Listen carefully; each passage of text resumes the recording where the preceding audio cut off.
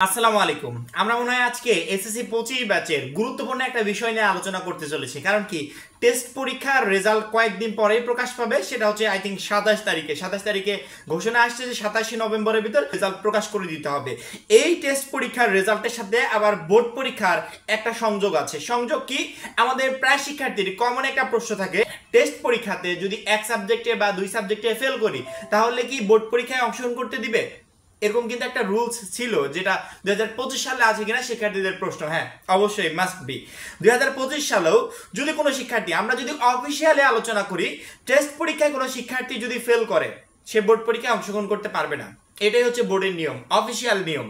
আনঅফিসিয়ালও কিছু আছে, সেটা আলোচনা করছি। সাধারণত টেস্ট পরীক্ষা হচ্ছে বোর্ড পরীক্ষার আগে অলিখিত আরেকটা বোর্ড পরীক্ষা। এটাকেও তুমি আরেকটা বোর্ড পরীক্ষা ধরতে পারো। অর্থাৎ এখান থেকেই একটা শিক্ষার্থী তার সর্বোচ্চ প্রস্তুতি যাচাই করতে পারবে যে সে বোর্ড পরীক্ষার জন্য কতটুকু প্রিপেয়ার আছে। টেস্ট পরীক্ষাতে কোনো শিক্ষার্থী ফেল করলে সে যে বোর্ড পরীক্ষায় আহামরি ভালো করে ফেলবে এমনটা না। টেস্ট পরীক্ষাতে ফেল করেছে তার মানে কি, তার প্রিপারেশনে প্রচুর পরিমাণে ঘাটতি, অনেকটা দুর্বল, এবং এই কয়েকদিনে যে ফাইনালের জন্য একেবারে A+ প্রিপারেশন নেবে এমনটা না। টেস্ট পরীক্ষার মাধ্যমে বোর্ড এবং স্কুল কর্তৃপক্ষ তারা নির্ধারণ করতে পারে যে এই শিক্ষার্থীরা যে ফেল করেছে বা এমন রেজাল্ট করেছে সে বোর্ড পরীক্ষার জন্য যোগ্য হবে কিনা, এখান থেকেই নির্বাচন হয়ে যায়। টেস্ট পরীক্ষাতে একটা শিক্ষার্থী প্রচুর পরিমাণে খারাপ রেজাল্ট করার পরও যদি স্কুল কর্তৃপক্ষ তাকে বোর্ড পরীক্ষায় অংশগ্রহণ করতে যায় এবং সেই শিক্ষার্থীরা বোর্ড পরীক্ষায় যদি খারাপ রেজাল্ট করে, পরবর্তীতে কিন্তু স্কুলের রেজাল্টটাই খারাপ হয়ে যায়, অর্থাৎ স্কুলে একটা খারাপ রেটিং পড়ে যায়। সেক্ষেত্রে আমার মনে হয় না যে কোনো স্কুলই চাইবে এই শিক্ষার্থীরা টেস্ট পরীক্ষায় ফেল করবে বা খারাপ রেজাল্ট করবে তাকে বোর্ড পরীক্ষায় তারা অংশগ্রহণ করতে দিবে। সেক্ষেত্রে অফিসিয়ালি অর্থাৎ বোর্ডের নিয়ম অনুসারে এটাই দাঁড়ায়, কোনো শিক্ষার্থী যদি টেস্ট পরীক্ষায় ফেল করে এক বা একাধিক সাবজেক্টে সে বোর্ড পরীক্ষায় অংশগ্রহণ করতে পারবে না। সাধারণত টেস্ট পরীক্ষা ফেল করার পরবর্তীতে শিক্ষার্থীদের প্রচুর পরিমাণে ফোন আসা শুরু করবে আমাদের কাছে যে ভাইয়া টেস্ট পরীক্ষাতে ফেল করেছি, এখন কি বোর্ড পরীক্ষা দিতে পারবো না, স্কুল কর্তৃপক্ষ এত টাকা চাইছে, এত কিছু চাইছে। দেখো, স্কুলের এখানে কিছু করার নেই। স্কুলের নিয়ম অনুসারে তুমি পরীক্ষা দিতে পারবে না। স্কুল যদি বলে যে টাকার বিনিময়ে তোমাকে পরীক্ষা দিতে হবে, সেক্ষেত্রে স্কুল তোমাকে সুযোগ দিচ্ছে। স্কুল চাইলে তোমাকে তারা পরীক্ষায় দিতে দিবে না, সেক্ষেত্রে সুযোগ যে দিচ্ছে এটাই তোমার জন্য অনেক, আমার মনে হয়, বড় অপরচুনিটি। তুমি ফেল করেছো, তারপরে পরীক্ষা দেওয়ার সুযোগ পাচ্ছ।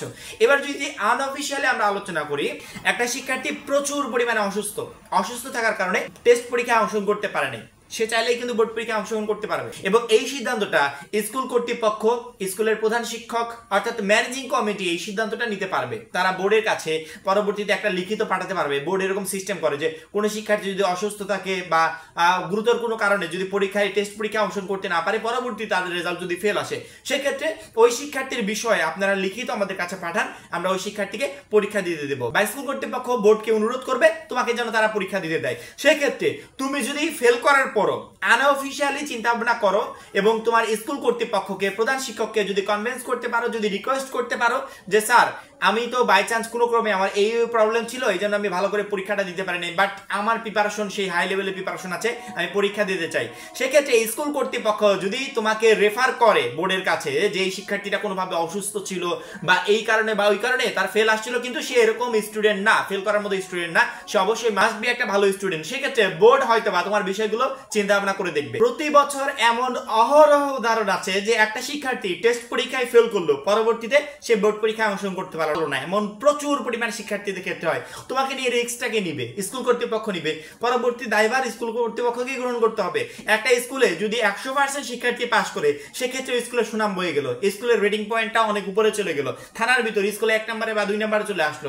ওই রিস্কটা আমার মনে হয় কোনো স্কুল কর্তৃপক্ষ নিতে চাইবে না। আবার তার পাশাপাশি এমনও উদাহরণ আছে ভরি ভরি যে একটা শিক্ষার্থী টেস্ট পরীক্ষায় ফেল করেছে, তারপরেও সে বোর্ড পরীক্ষায় অংশগ্রহণ করতে পেরেছে। দেখো, এটা যদি আনঅফিসিয়ালি চিন্তা ভাবনা করি, এটা তোমার শিক্ষা প্রতিষ্ঠান বা তোমার প্রধান শিক্ষকের হাতে সেই ক্ষমতাটা আছে। তিনি চাইলে কোনোভাবে রেফার করতে পারে তোমার জন্য, পরবর্তীতে তোমাকে পরীক্ষায় অংশগ্রহণ করিয়ে দিতে পারে। সেক্ষেত্রে তোমার কাছ থেকে যদি টাকা ডিমান্ড করে, এখানে তুমি অ্যাকচুয়াল পরিমাণ আমার মনে হয় না যে কথা বলতে পারবে, কারণ কি এখানে তোমার পরীক্ষা দেওয়ার সুযোগই নাই। সেক্ষেত্রে টাকার বিনিময়ে বা আদার্স কোনো পারপাসের বিনিময়ে যদি সে পরীক্ষা দেওয়ার সুযোগ তোমাকে দেয়, সেখানে তোমার কথা বলার বলার মতো আর কিছুই থাকবে না।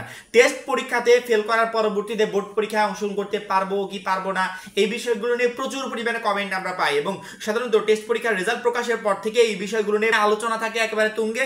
সেক্ষেত্রে আমি বিষয়টা তোমাদেরকে আগে থেকে জানিয়ে রাখলাম যে টেস্ট পরীক্ষাতে কোনো একটা শিক্ষার্থী যদি ফেল করে বোর্ডের নিয়ম অনুসারে সে ফাইনাল পরীক্ষায় অংশগ্রহণ করতে পারবে না, এবং যদি ফাইনাল পরীক্ষায় অংশগ্রহণ করতে হয় সেক্ষেত্রে তাকে প্রয়োজনীয় নিয়ম অনুসারে সঠিক কারণটা শিক্ষা প্রতিষ্ঠানের কাছে উপস্থাপন করতে হবে।